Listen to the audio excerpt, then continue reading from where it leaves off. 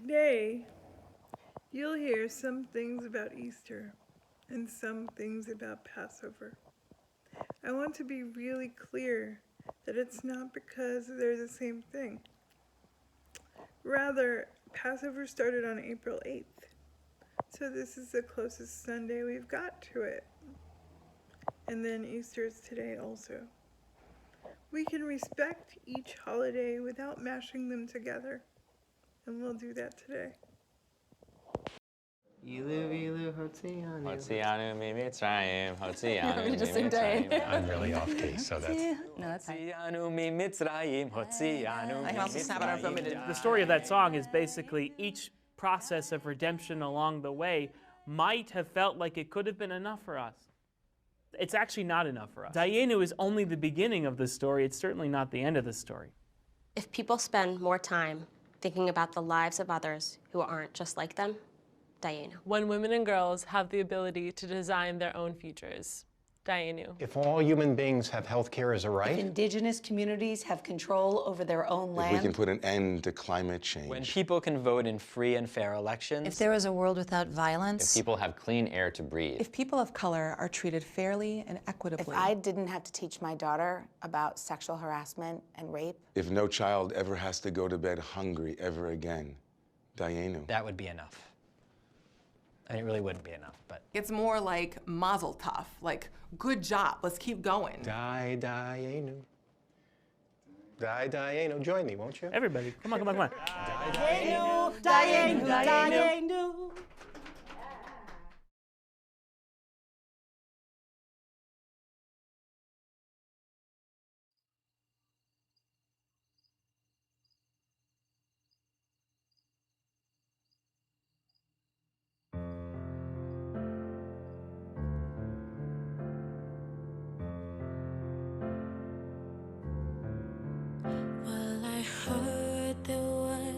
Secret chord that David played and it pleased the Lord, but you don't really care for music, do ya? Well, it goes like this: the fourth, the fifth, the minor fall and the major lift, the baffled king composing hallelujah, hallelujah, hallelujah,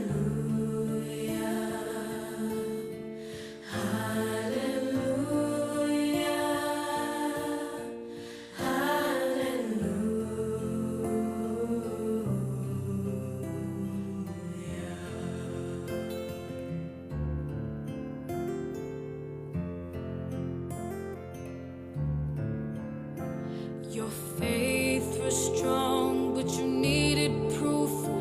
You saw her bathing on the roof, her beauty and the moonlight overthrew ya. She tied you to her kitchen chair. She broke your throne and she cut your hair. And from your lips she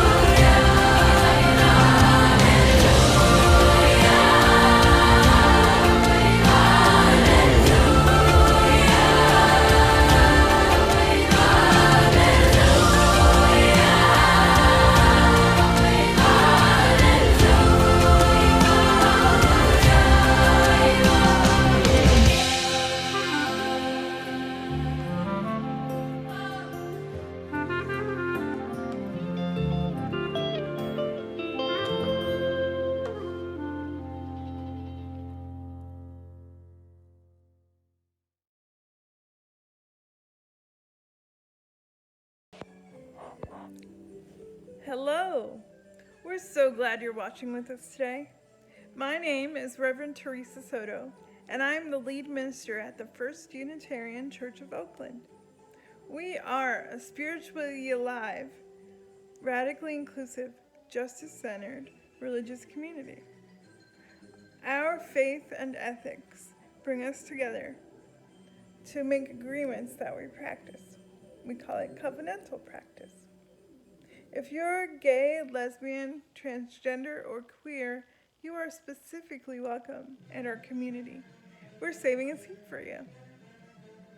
Well, I hope you'll enjoy today's service, especially around a couple of special days in this time.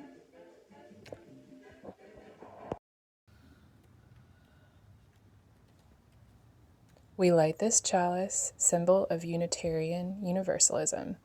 May it remind us of the divine spark in all of creation, the power of love to heal what is broken, and to be grateful for life's blessings each day.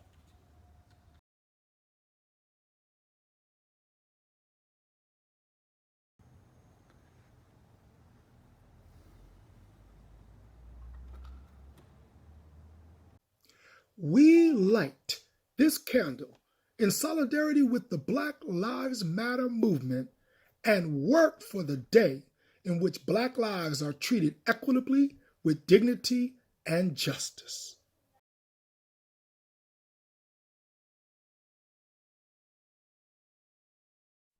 Gathered here in the mystery of the hour, gathered here in one strong body, gathered here in the struggle and the power, Spirit draw near.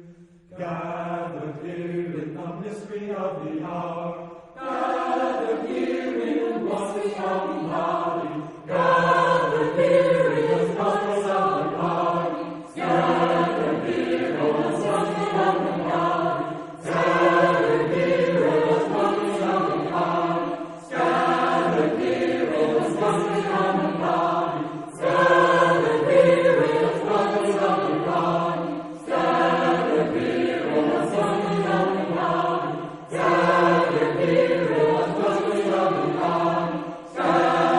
here in the struggle and the power, gathered here in the struggle and the power, gathered here in the struggle and the power, gathered here in the struggle and the power, gathered here in the struggle and the power, Spirit draw near.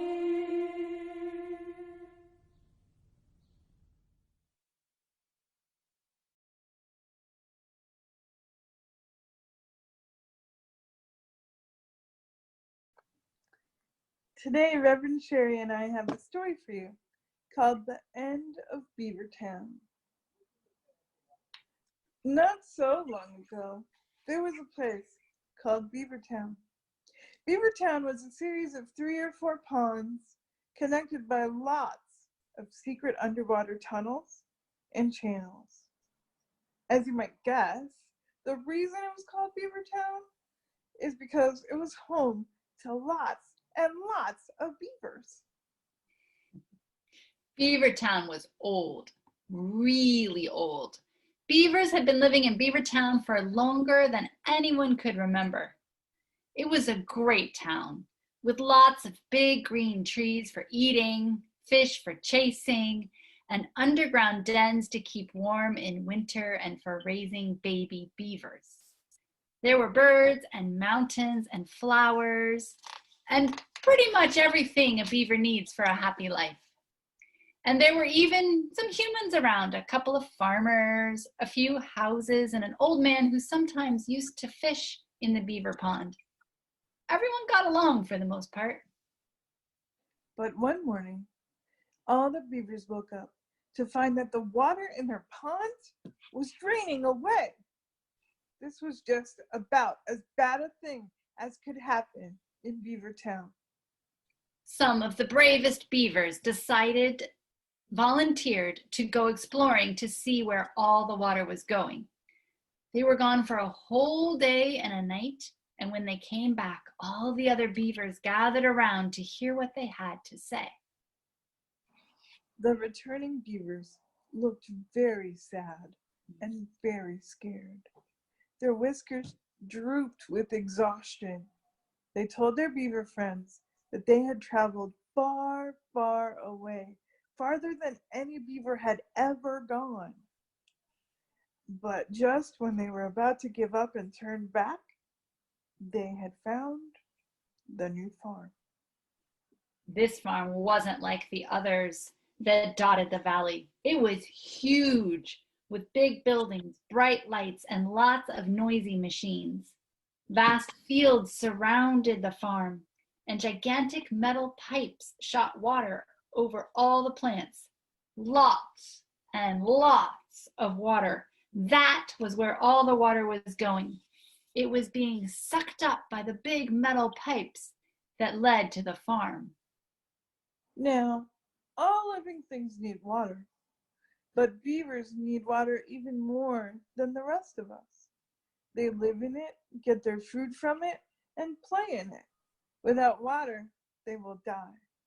So you can imagine how upset all the beavers in Beavertown were that night. Some beavers were crying. Others were angry and wanted to try to chew through the metal pipes. Others just sat there, shocked and confused. The beaver children were scared too because they had never lived in a world without water. Many had never seen their parents so panicked. Nobody slept that night. The next morning, the sky was gray, and the beavers saw how dried out their beautiful town was getting. Some of the beavers started acting very strangely, walking around Beavertown saying things like, "Woe is us, the end is near," and "Prepare for the final hours, beavers, we are being punished." Nobody had ever heard such talk before, but to many beavers it seemed to make sense. How else to explain why their town was being destroyed? Maybe they deserved it. More and more beavers started gathering around to listen. And before long, lots of beavers were shouting and crying. Some just sat down and waited for the world to end. Old grandmother beaver, the oldest beaver in Beavertown, spent most of her days basking in the sun on a big old tree stump outside her den. Most beavers were a little scared of her because she was tough. She didn't talk much. When she did, she spoke her mind. One day, in the midst of what most of Beavertown thought was the end of the world, old grandmother beaver left her stump and walked right into a circle of beavers who were tearing at their whiskers and chanting, "The end is near." As she gazed at each beaver with her fierce old eyes, they fell silent one by one. One beaver said shyly, "Welcome, grandmother. Have you come to wait for the world to end?" She silenced him with a fierce stare and thumped her tail loudly on the ground. "No, I am most certainly not here to wait for the world to end. I'm here to talk some sense into you silly beavers." "But grandmother, can't you see? All the water is gone. This is a sign that the end is here. We can't live without water." "Oh, pish posh. Do you think we have never been without water before? Do you think we have never struggled and suffered?" The beavers thought about this for a moment. One spoke up. "We have. I can remember the winter when the waters froze so hard, and many of us died." Another said, "I remember the times hunters came with guns and traps and killed us for our fur." Other beavers spoke of their puphoods, of going hungry, of being afraid and uncertain when they did not know how they would make it through. But they had. They had made it through because they loved one another. Their parents had not been willing to give up on life and hope while they were just helpless babies. They made it through because beavers have always stuck together and kept living as best they could, even when it seemed hopeless. Some of them had died, yes, and many had suffered, but Beavertown had lived on. Listen to me, beavers, grandmother boomed. The world has always been like this. The water comes and the water goes. Sometimes we grow fat, sometimes we go hungry. Terrible things happen and we don't always understand why. And it can seem like the world is ending. But we have faced troubles before, and look, we are still here. I know it is scary for you, but we must keep going. Keep living. Keep trying. Old Grandmother Beaver looked slowly around the circle. We can't give up. So, who will volunteer to go find some new water? An undisturbed group of ponds, a private swamp. The crowd was silent for a few seconds. Then, one small beaver thumped her tail on the ground and said, "I will go." And that's all it took. Soon, everybody was thumping and shouting and dancing around, chanting, "I will go. I will go. I will go. That very night, 4 groups of beavers left Beavertown. One went north, one went south, and the other 2 went east and west.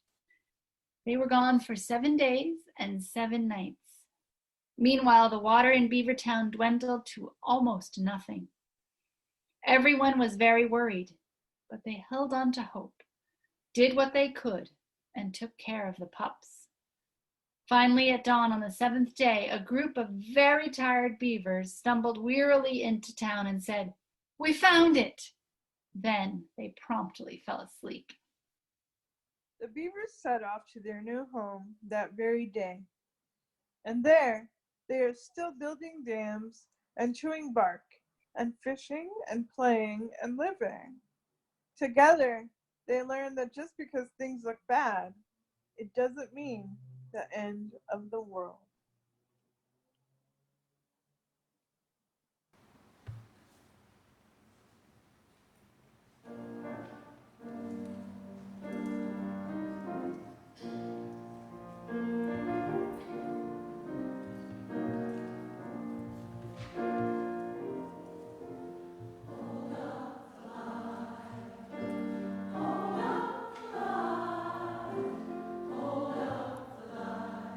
For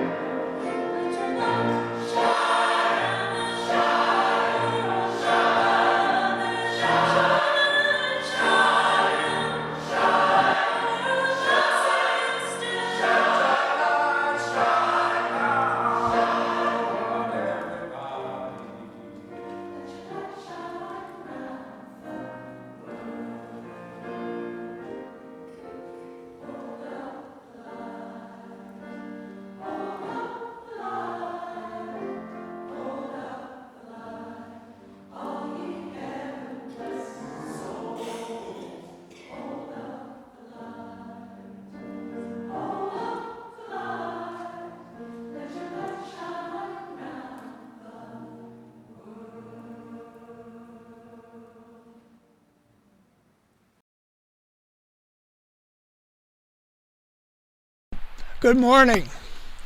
I hope everybody is well, staying home and working from home if you can. The sudden onset of this strange new world we live in is upsetting, and we can't help but wonder, what's next? What's it going to be like when it's over? Will we learn anything? Will we do anything different? It's Easter morning and it's Passover. Maybe we can learn something by looking back.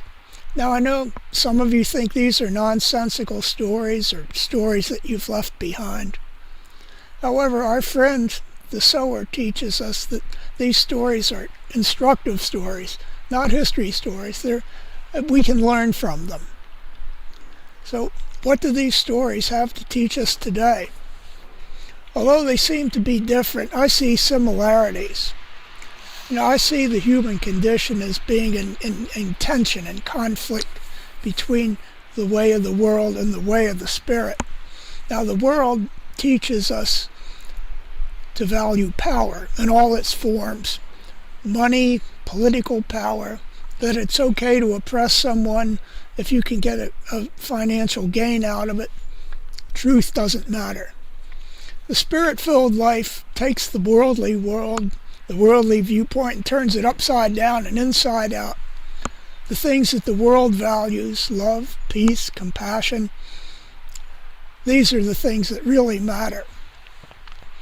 Now Moses led the Hebrews from worldly domination, being slaves in Egypt, and led them to a better life, a promised land, based not on worldly values, but on the way of the Spirit.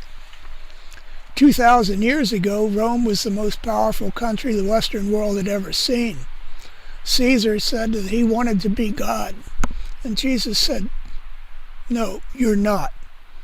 Well, we know what happened next.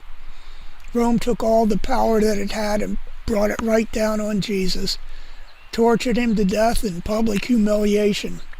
And that should have been the end of it, but it wasn't. Something lived. We need a Moses today to lead us to our promised land. We need a Jesus to show us what that looks like, but we don't have one. We need to be our own Moses. We need to see glimpses of Jesus in each other. We, in community, need to create our promised land. Now, how do we do this? Well, we already know how to do this. Don't kill, don't lie, don't cheat, don't steal, don't be greedy. Keep the family unit together by not following our fleeting desires. And my favorite, honor the elders. Jesus gave us some instructions on how to live. Feed the hungry, give water to the thirsty, welcome the stranger, clothe the naked, take care of the sick, make sure the prisoner's needs, physical and spiritual, are taken care of, house the homeless. And he gave us a commandment to love one another. And our modern day prophet, Martin Luther King, gave us a new commandment. Judge people by not by the color of their skin, but by the content of their character. We all know what to do. When this pestilence passes over our house and we step outside into this new world, what will we do? Will we just slip back in the same old way of doing things? Or will we find that we have changed? Will we have the courage to build the world that we dream possible? I close with the words of Joseph Campbell, who said, "The kingdom of God is within us." Easter and Passover remind us that we have to let go in order to enter it. Thank you very much.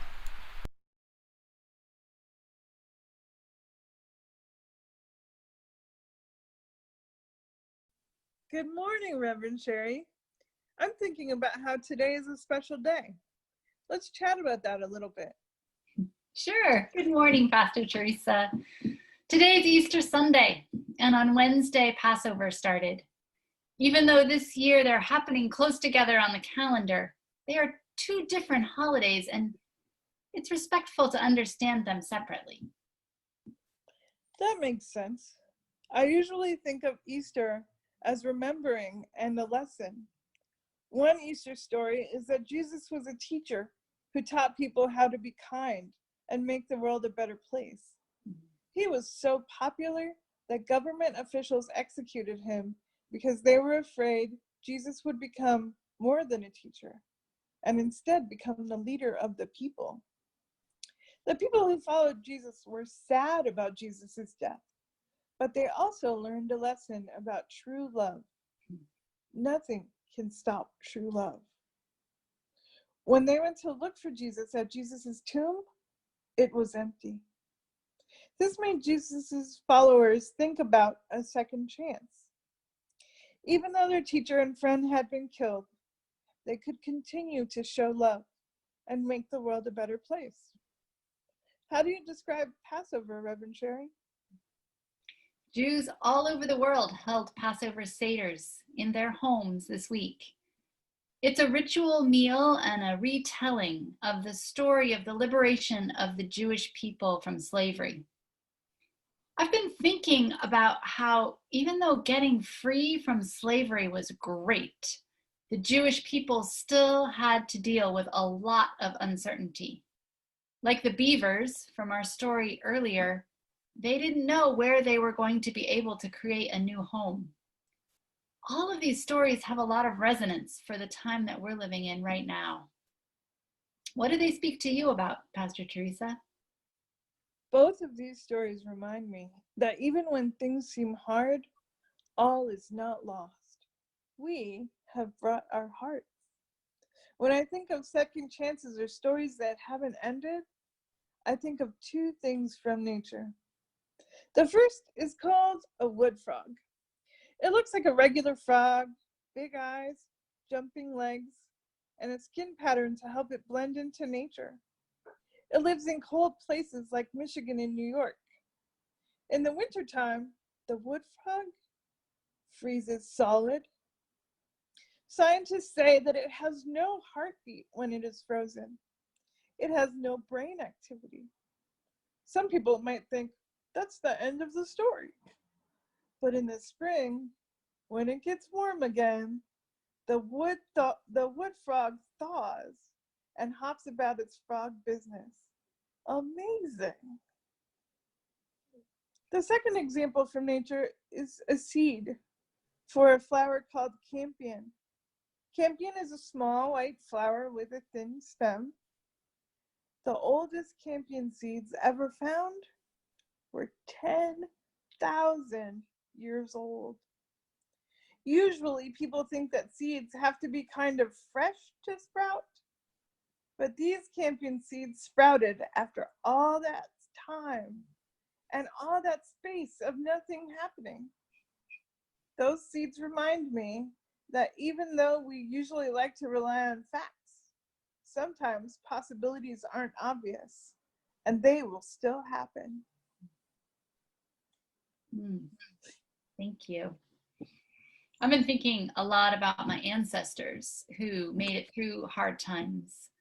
My grandmother, for example, her father and brother died in the influenza epidemic in the early 1900s.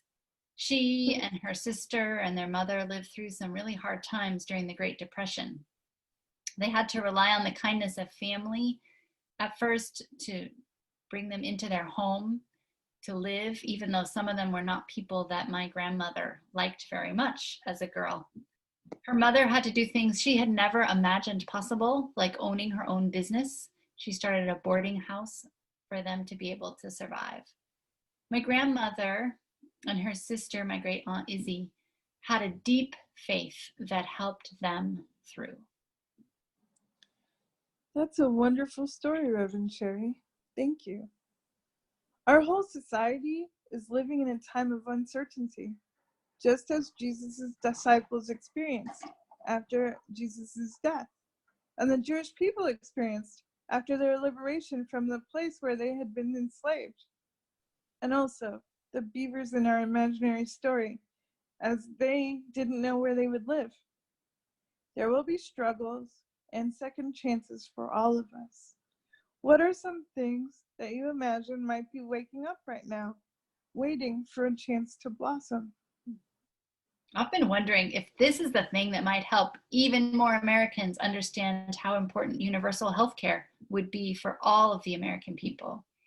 Maybe it will even help our society as a whole see something new about the common humanity that is the thread that runs through all the ways people are different from each other. White feminist teacher Gloria Steinem put it this way: without leaps of imagination or dreaming, we lose the excitement of possibilities. Dreaming, after all, is a form of planning. She's reminding us that our dreams for this time really matter because we can turn our dreams into plans. We're going to give you a few moments now for reflecting, either within yourself or with your families. During this time of great uncertainty, what might be waking up?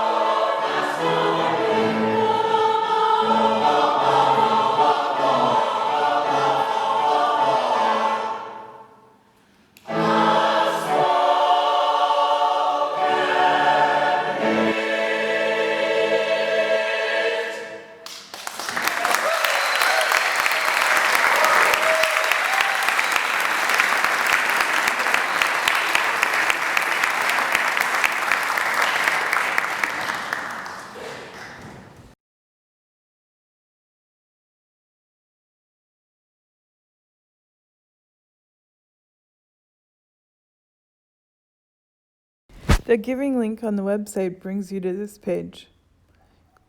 Click one-time donation and you get to this page. You roll to the bottom and you'll be able to put in the amount. You can also put a remark about your donation in the box on the right. Check the date and the amount on the bottom.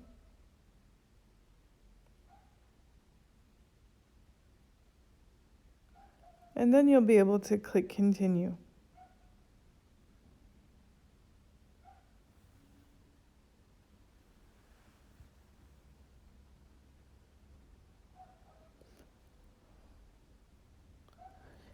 That will take you to the payment page, credit or debit card, checking or savings. You can put your information and submit your gift. We now have 2 ways to give. You can give with your mobile phone app called GivePlus. Look for the GivePlus app. Link to full instructions follow, and the link will be below the video in the description. Look for an icon similar to this design. To find the instructions, type bit.ly/GivePlus-instructions in complete words in your browser bar. That's bit.ly/GivePlus-instructions. See, there it is.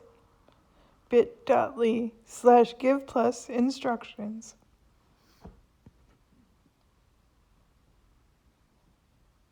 You can even print them out to follow along. If you need help, email the finance team financeteam@uuoakland.org. That's financeteam@uuoakland.org. And many thanks to the finance team for their work in making this possible.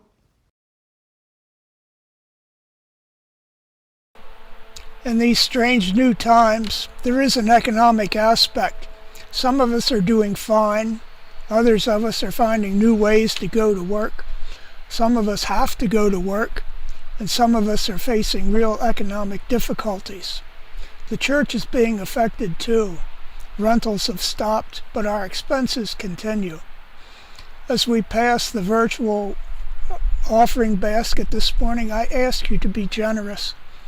You can find the virtual offering basket on our church website, uuoakland.org.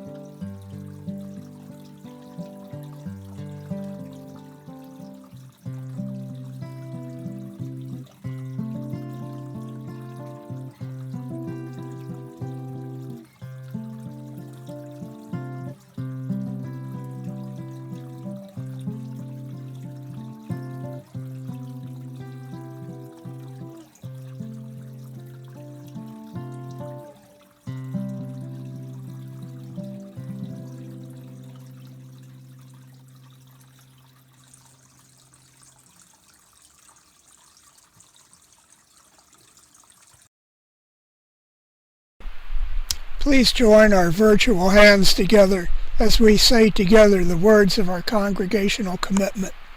To the work of the church, which is weaving a tapestry of love, we call community, we dedicate ourselves, and these are offerings.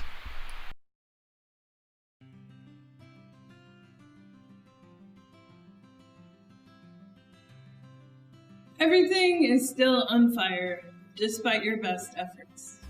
In addition to living, it is clear that fire or not, you must level up in what it means to thrive. Right now, that means wrestling with the truth in the fact that everything is not all your fault. I am sorry that everything is still on fire. Once hate catches the winds of "not my problem" blow, and the blaze is hard to stop. But hard is not impossible. Not yet is different than never. You, in community, have an answer. You have a response to systems of power and control and to the cost of suffering. You and your community together are the answer. You are not only a people of flame, but also a people of cold, clear truth. You know both where you fall short and where you flourish, and where you still reach. Everything is still on fire, but all is not lost. You remain more nimble than steadfast, more unshakable than swayed by the latest rage. You are here to put out the ravenous flames and heal the world. Enough is enough.